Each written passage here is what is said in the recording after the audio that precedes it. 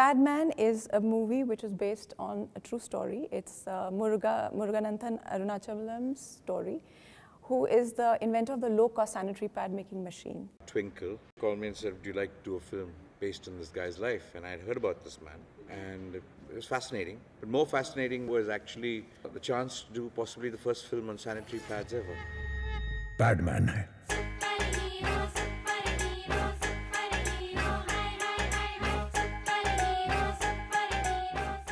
I should say that the protagonist was no stranger to us at UN Women. When we ran a campaign in 2015, we featured a series of gender equality champions.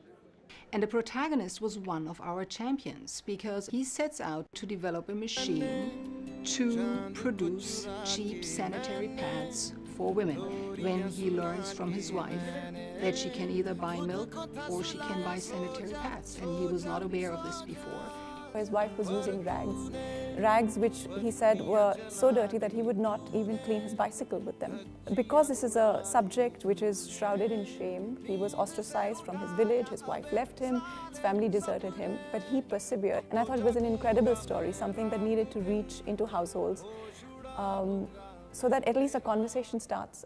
Cinema is a very powerful medium. People digest entertainment and messages and the guise of entertainment much better than just being preached to.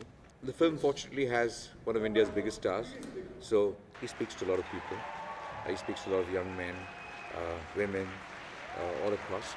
I mean, when you look at the audiences that movies draw, they are massive. And to learn about an issue such as menstrual hygiene in the context of a movie that is in the end entertainment, and as I said, tells an inspiring story for an hour and a half, 2 hours, is to really reach an audience that we as the UN may not always reach.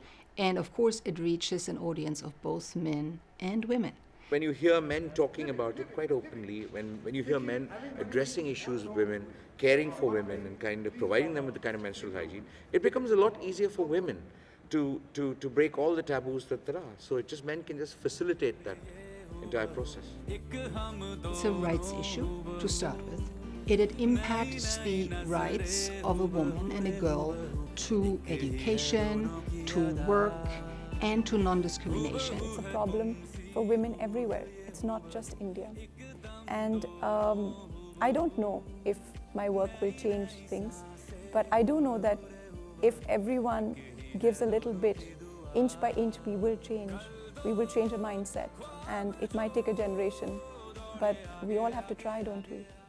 I think every filmmaker wants to change the world with his films, but I think the purpose of film fundamentally is to entertain.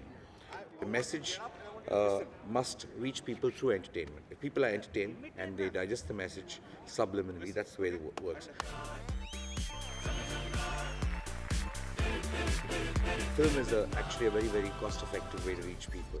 So if the United Nations could partner with more projects like this and use film as a great medium, use entertainment as a great medium to kind of raise issues, there's no better way.